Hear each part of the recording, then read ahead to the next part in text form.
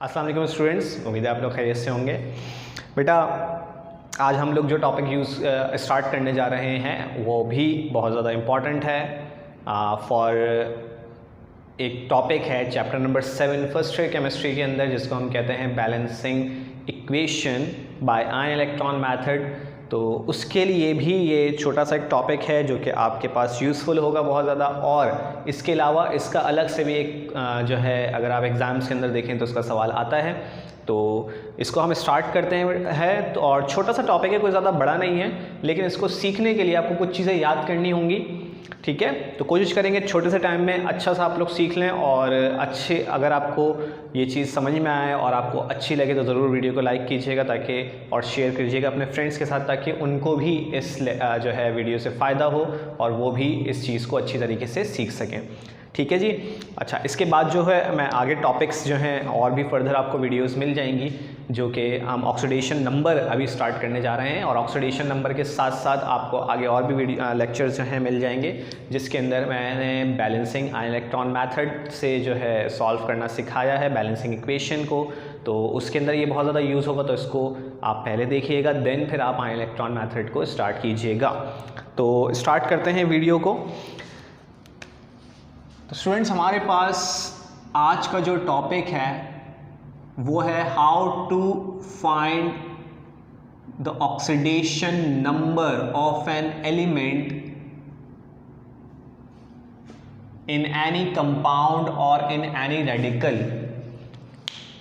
ठीक है जी, किस तरह से हम ऑक्सीडेशन नंबर फाइंड आउट करेंगे किसी भी एलिमेंट का इन एनी मॉलिक्यूल और कंपाउंड और radical. What is oxidation number, आपने पीछे टॉपिक पढ़ा होगा, थ्योरी क्लास के अंदर आपने पढ़े होंगे ये टॉपिक्स के ऑक्सीडेशन नंबर और वैलेंसी में डिफरेंसेस क्या होते हैं। ऑक्सीडेशन नंबर किसी भी एलिमेंट का चेंज होता है बाय कंपाउंड, बाय रेडिकल, हर जगह पर चेंज हो जाता है। और वैलेंसी आपके पास क्या होती है, फिक्स्ड होती है किसी भी एलिमेंट की।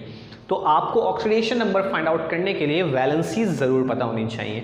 ये ना सिर्फ फर्स्ट ईयर के बच्चों को काम आएंगे टॉपिक, ये सेकेंड ईयर वालों के लिए भी है, क्योंकि उनका भी एक टॉपिक आता है जहाँ पर आपको ऑक्सीडेशन नंबर्स को फाइंड आउट करना होता है। ठीक है जी। तो फिलहाल मैं इसको कंटिन्यू करता हूँ। और इसके लिए आपको क्या करना है बेटा, मैं यहाँ पर एक छोटी सी लिस्ट लिख रहा हूँ, दैट इज़ जिसके अंदर मैं आपको क्या बता रहा हूँ, कुछ एलिमेंट्स और उनकी वैलेंसीज। बेटा ये चीज़ें ये आपको याद करनी होंगी, गिवन नहीं होती पेपर में। बेटा किसी भी एलिमेंट की वैलेंसी आपको पेपर में गिवन नहीं होगी। यहाँ पर जो है मैं आपको कुछ एलिमेंट्स बता रहा हूँ जिससे आप उसकी वैलेंसीज याद करेंगे और इन्हीं को यूज़ करते हुए ऑक्सीडेशन नंबर फाइंड आउट करेंगे। ठीक है बेटा, तो आप लोगों ने कुछ इस तरह से याद कर लेते हैं। देखें हमारे पास जो यूज़ होते हैं, मैं सब नहीं बता रहा, बहुत सारे जमा नहीं कर रहा कि आप लोगों को याद करने में परेशानी हो। आपको मैं वो एलिमेंट्स बता रहा हूँ जो आपके पेपर में या एग्जाम्स के अंदर बार बार गिवन देते हैं और आपको वो यूज़ करना होता है। ठीक है जी। तो ऐसे एलिमेंट्स जिनकी वैलेंसी +1 होती है, ऐसे एलिमेंट जिनकी +2 होती है, ऐसे एलिमेंट जिनकी +3 होती है। +3 वैसे पूछते नहीं है, फिर भी मैंने लिख दिया है। ठीक है जी। ऐसे एलिमेंट्स जिनकी -3 है, -2 है और -1 है। इनके अलावा +3 वाला भी बहुत कम ही पूछते हैं, लेकिन एक दो बता दूंगा ताकि अगर हो सकता है आ भी जाए। इट्स नॉट कंपलसरी कि नहीं आता, बिल्कुल ही आ भी सकता है, लेकिन कभी आया नहीं है। तो मैं इसलिए बता रहा हूँ, जो सबसे ज़्यादा आते हैं बेटा वो +1 वाले आते हैं, -2 वाला और -1 वाला आता है। वो भी स्पेसिफिकली कुछ आते हैं, इसके अलावा कुछ नहीं आते। हाँ, जब आप आगे लेवल पर जाएंगे एप्टीट्यूड लेवल पर तो कुछ एडिशन हो जाती है। तो मैं यहाँ पर एक साथ ही लिखवा देता हूँ ताकि ये टॉपिक आपका अभी तो कवर हो रहा है for first year, second year में भी काम आए आपको। और देन फिर एप्टीट्यूड जब आप टेस्ट प्रिपरेशन करेंगे फॉर यूनिवर्सिटीज़ तो आपको वहाँ पर भी बहुत ज़्यादा यूज़फुल होगा ये। ठीक है जी। तो +1 वाले बेटा आपको जो याद करने हैं, लिथियम, सोडियम, पोटेशियम, 3 हैं। लिथियम, सोडियम और पोटेशियम, होते और भी हैं, याद आपने ये 3 करने हैं। इसके अलावा फिलहाल अभी कोई नहीं करेंगे यूज़। +2 में बेटा आता कोई नहीं है, लेकिन फिर भी बेरिलियम और मैग्नीशियम आप याद कर लो। कैल्शियम भी चलो लिख देते हैं, वैसे नहीं आता। ठीक है। +3 में बेटा आप बहुत ज़्यादा बोरॉन और एल्यूमिनियम याद कर लो, ये फॉर MCQs बेस्ड लिख लें, अगर आए नहीं भी आए for oxidation number find out करने में कोई नहीं भी आता तो इसका कोई फ़ायदा नहीं है, यानी कि आपको ऐसा नहीं है कि इसका कोई फ़ायदा नहीं है, आपको MCQs में पूछ सकते हैं कि कौन सा एलिमेंट है इसकी +3 वैलेंसी होती है, तो इस तरह के MCQs आपसे आ सकते हैं। -3 वाले में बेटा आप नाइट्रोजन याद कर लें, बहुत ज़्यादा नाइट्रोजन आ जाएगा, इसके अलावा कोई नहीं आता। -2 में बेटा ऑक्सीजन आ जाता है, ठीक है। और -1 में हाँ आपको थोड़ा सा याद करना है फ्लोरीन, क्लोरीन, ब्रोमीन, आयोडीन, ये 4 कुछ भी नहीं है, बहुत छोटे से एलिमेंट्स हैं। +1 याद करो, +2 याद करो, +3, फिर -3, फिर -2, फिर -1, इसमें कोई बड़ी चीज़ नहीं है, कोई ऐसी रॉकेट साइंस नहीं है कि आपको ये चीज़ समझ में ना आए। ये वैलेंसीज लिख दी हैं, एलिमेंट्स की वैलेंसीज मैंने आपको यहाँ पर बता दी हैं, ठीक है। नीचे एलिमेंट्स के नाम लिख दिए हैं और ऊपर वैलेंसी बता दी है किसकी क्या होगी। +1 वाले ये सारे हैं, +2 वाले ये सारे, इनको जहन में बैठा लीजिए, फिर हम आगे चलेंगे। फिर एक और चीज़ आती है बेटा हाइड्रोजन। अब हाइड्रोजन का केस डिफरेंट है, हाइड्रोजन का केस डिफरेंट ये है कि हाइड्रोजन के आखिरी शेल में एक इलेक्ट्रॉन होता है, तो वो +1 भी देता है वैलेंसी और -1 भी देता है, यानी कि एक इलेक्ट्रॉन लॉस भी कर सकता है और एक इलेक्ट्रॉन गेन भी कर सकता है। गेन करेगा तो -1 वैलेंसी शो करेगा और लॉस करेगा तो +1 वैलेंसी। अब हमें कैसे पता चलेगी कि कहाँ पर +1 यूज़ करनी है और कहाँ पर -1 यूज़ करनी है? बेटा इसके लिए आपको पीरियोडिक टेबल के कुछ एलिमेंट्स की नेचर का पता होना चाहिए। जैसे अगर मैं आपको बताऊं लेफ्ट साइड वाले जितने भी ना +3, +1, +2, +3 जितने भी प्लस वाले होते हैं ना वो सारे मेटल्स होते हैं। प्लस वैलेंसी वाले क्या होते हैं बेटा? मेटल्स होते हैं। माइनस वैलेंसी वाले आपके पास क्या होते हैं? नॉन मेटल्स होते हैं। तो ये बात आपने अपने जहन में रखनी है। प्लस साइन वाले, प्लस वैलेंसी वाले मेटल्स होते हैं और माइनस वाले नॉन मेटल्स होते हैं। तो आपको कैसे पता चलेगा कि हाइड्रोजन +1 दे रहा है या -1? तो आपने ये देखना है कि हाइड्रोजन किसके साथ मौजूद है, हाइड्रोजन किसके साथ कंबाइंड है, उससे आप पता कर सकते हो कि हाइड्रोजन की वैलेंसी यहाँ पर आपने +1 यूज़ करनी है या -1 यूज़ करनी है। ठीक है, तो बेटा जब भी हाइड्रोजन अगर नॉन मेटल के साथ मिला हुआ होगा ना, नॉन मेटल्स कौन है? राइट साइड वाले 3 से इधर nitrogen, oxygen, fluorine, chlorine, bromine, iodine, कोई भी हो, तो बेटा हाइड्रोजन की वैलेंसी आप +1 यूज़ करोगे। और अगर मेटल के साथ जुड़ा हुआ है तो आप क्या करोगे? हाइड्रोजन की वैलेंसी -1 शो करोगे। क्या बताया भाई? अगर नॉन मेटल के साथ मिला हुआ होगा, अभी मैं आपको समझा भी दूंगा, आपने सिर्फ अभी याद करना है कि मेटल के साथ होगा तो हाइड्रोजन की वैलेंसी -1 यूज़ करेंगे, नॉन मेटल के साथ होगा तो +1 यूज़ करेंगे, दैट्स ऑल, और कुछ भी नहीं है इसके अंदर। ठीक है, अब थोड़ी सी बात को कर लेते हैं कि ऑक्सीडेशन नंबर कैसे फाइंड आउट किया जाता है। आपको ये वैलेंसीज याद होनी चाहिए, इनका यूज़ हम करेंगे for the determination of oxidation number of an element in a compound और रेडिकल। ठीक है बेटा, आपको क्या करते हैं कि कोई भी एक कंपाउंड दे देते हैं, उसमें कहते हैं किसी एक एलिमेंट का क्या फाइंड आउट करो आप? Oxidation number. ठीक है, जैसे आपको कहा गया, फॉर एग्जाम्पल आपको कहा गया कि सल्फर, क्वेश्चन बेटा वही आता है, find the oxidation number of sulphur in H2SO4। Sulphur का किस में फाइंड आउट करना है आपको? H2SO4 के अंदर फाइंड आउट करना है। ठीक है, सल्फर का ऑक्सीडेशन नंबर आपने किस में फाइंड आउट करना है बेटा? H2SO4 के अंदर फाइंड आउट करना है। आपने कुछ नहीं करना है, अब सवाल ऐसा आएगा तो आपको पूरा सॉल्यूशन करके दिखाना होगा, और यही इसी चीज़ के मार्क्स होते हैं। कुछ नहीं करना, कंपाउंड है ना, उसको अब देखना यहाँ मैं कैसे लिख रहा हूँ। बेटा इस कंपाउंड के अंदर क्या क्या मौजूद है? हाइड्रोजन मौजूद है। ठीक है, कितने हैं बेटा? 2 हैं। फिर डालेंगे प्लस का साइन। सल्फर मौजूद है, 1 है, फिर प्लस डालेंगे, फिर क्या है? 4 ऑक्सीजन्स हैं। 40 नहीं है बेटा, 4 ऑक्सीजन्स हैं। 0 नहीं लिखा, ऑक्सीजन लिखा है। 4 ऑक्सीजन, 2 सल्फर हाइड्रोजन थे, 1 सल्फर था, 4 ऑक्सीजन थे, लिख दिया। ठीक है, अब इस पूरे कंपाउंड पर आपको कोई चार्ज नज़र नहीं आ रहा, तो इक्वल टू किसके रख दोगे? 0 के। फॉर एग्जाम्पल अगर कोई चार्ज होता तो आप इक्वल टू उस चार्ज के रख देते हैं। चार्ज अगर होता तो आप क्या करते, इक्वल टू उस चार्ज के रख देते। ठीक है, आपने कुछ नहीं करना, पूरे कंपाउंड को प्लस करके यहाँ पर लिख देना है विद क्वांटिटी। ठीक है जी, अब आगे चलते हैं। अब आपने क्या करना है कि जिसका ऑक्सीडेशन नंबर फाइंड आउट करना है उसके अलावा बाकी सबकी जगह उनकी वैलेंसीज पुट कर दो। जिसका ऑक्सीडेशन नंबर निकालना है उसके अलावा सब एटम्स की जगह उनकी वैलेंसीज पुट कर दो, क्वांटिटी एज इट इज रहेगी। अब आप देखें हाइड्रोजन की जगह क्या पुट करें बेटा, हाइड्रोजन +1 या -1? गौर से देख लो, हाइड्रोजन किसके साथ जुड़ा हुआ है, sulphur. Sulphur is non metal, याद रखिएगा, जो चीज़ें बताते रहूँ जहन में रखिएगा। वैसे कॉमन सी बात है, सल्फर आपने देखा भी होगा, 9th क्लास में यूज़ करते हैं हम प्रैक्टिकल्स के अंदर कि सल्फर के ऊपर चार्ज क्या होता है, सॉरी सल्फर क्या होता है, नॉन मेटल होता है। ठीक है, तो नॉन मेटल है और जब हाइड्रोजन नॉन मेटल के साथ मिला होता है तो उस पर चार्ज क्या होता है, +1। तो हम हाइड्रोजन की जगह क्या रखेंगे भाई, +1। ठीक है, मैंने क्या कहा था, सल्फर को छोड़कर बाकी सबकी जगह उसकी वैलेंसीज पुट कर दो। सल्फर की जगह बेटा x फाइंड आउट करना है, हमें नहीं पता ना वैलेंसी, हम इसी का तो ऑक्सीडेशन नंबर निकाल रहे हैं, तो हम उसकी जगह x रख देते हैं। ठीक है जी, तो ये हो गया +x और प्लस फिर 4 और ऑक्सीजन की जगह क्या आ जाएगा, -2। आप वहाँ देख सकते हैं कि ऑक्सीजन के ऊपर चार्ज कितना है, -2। ये हमने पुट कर दिया। बस अब कुछ नहीं करना बेटा, सॉल्व करके आपने x की वैल्यू फाइंड आउट करनी है। 2 + x - 8 is equal to 0, x - 6 is equal to 0। तो भाई x कितना आ गया आपके पास, प्लस का 6, शो कर दो चार्ज तो ज़्यादा बेहतर है, प्लस माइनस। H2SO4 में सल्फर का ऑक्सीडेशन नंबर कितना फाइंड आउट किया हमने, +6। That is your answer. छोटा सा सवाल आता है बेटा, एक सवाल एक नंबर का होता है, कोई बड़ी चीज़ नहीं है। इसको शॉर्टकट में कैसे करेंगे ये आप लोग सीखेंगे किसके अंदर, जो बैलेंसिंग इक्वेशन करेंगे वहाँ पर मैं आपको बताऊँगा। यहाँ पर मैं एक छोटा सा उसका आइडिया दे दूँगा किस तरह से वहाँ, अगर वहाँ पर आप शॉर्ट ट्रिक से नहीं कर पा रहे सॉल्व, तो आप यही मेथड कर सकते हो, इतना लंबा चौड़ा मेथड नहीं है। जैसे अभी मैं आपको एक और करके दिखाता हूँ।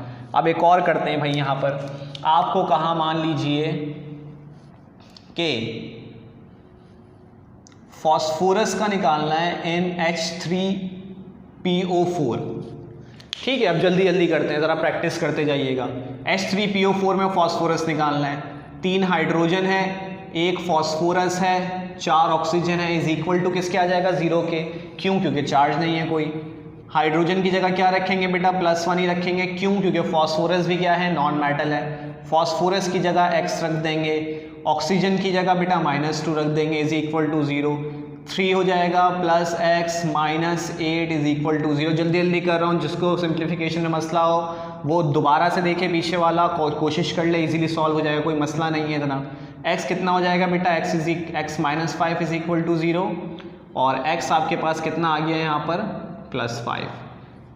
यानी oxidation number of phosphorus in H3PO4 is 5। MCQs के बेशुमार क्वेश्चंस पास पेपर में के अंदर आए हुए हैं, तो पास पेपर को देखेंगे तो आपको पता चल जाएगा, बहुत आसान से सवाल आते हैं, इसमें आप फाइंड आउट करके बता सकते हैं। ठीक है, स्क्रीनशॉट ले लीजिए या कॉपी कर लीजिए, मैं इसको रब कर रहा हूँ ताकि क्वेश्चंस की और प्रैक्टिस कर सकें। चलिए जी, और करते हैं कुछ क्वेश्चंस। आपको कहा गया एक और क्वेश्चन के अंदर, मान लीजिए आपने निकालना है Mn in KMnO4। बेटा हमेशा इसके अंदर देखो, जिसका फाइंड आउट करना होगा ना, वो मैंने ज़्यादातर यहाँ बताया नहीं है, Mn वगैरह का कभी गिवन नहीं होगा, यानी कि ऐसा नहीं होगा कि आपको KMnO4 में K का दे दिया, हमेशा Mn का ही देंगे, क्योंकि इसका चेंज होता है। K और O हमेशा आपको क्या करना होगा, पुट करना होगा, क्योंकि जिस चीज़ की का ऑक्सीडेशन नंबर फाइंड आउट करना होता है उसको छोड़कर बाकी सबकी वैलेंसीज पुट करनी होती है। तो Mn का फाइंड आउट करना है, कैसे लिखेंगे भाई, जल्दी जल्दी साथ साथ देखिएगा मेरे, आप लोग भी खुद करें सॉल्व तो अच्छी बात है साथ साथ। बेटा इसको हम कैसे लिखेंगे, K 1 है, Mn भी 1 है और 4 ऑक्सीजन है, इज इक्वल टू किसके रखेंगे, 0 के। इसकी जगह +1, इसकी जगह x, इसकी जगह 4 × -2 इज इक्वल टू 0। ठीक है जी, x किसके बराबर होगा, x +1 इसकी जगह रहेगा, +x - 8 is equal to 0, x - 7 is equal to 0। तो x कितना आ गया भाई आपके पास, +7। KMnO4 में Mn का ऑक्सीडेशन स्टेट क्या है भाई आपके पास, +7। जल्दी जल्दी काम करेंगे, साथ साथ मेरे रहिएगा, बहुत आसान सी चीज़ें हैं, कोई बड़ी चीज़ नहीं है। इसी तरीके से आपको एक और एग्जाम्पल करवाते हैं भाई हम। अच्छा जी, अगर आपको दे दिया मान लीजिए Cr इन क्रोमियम का निकालना है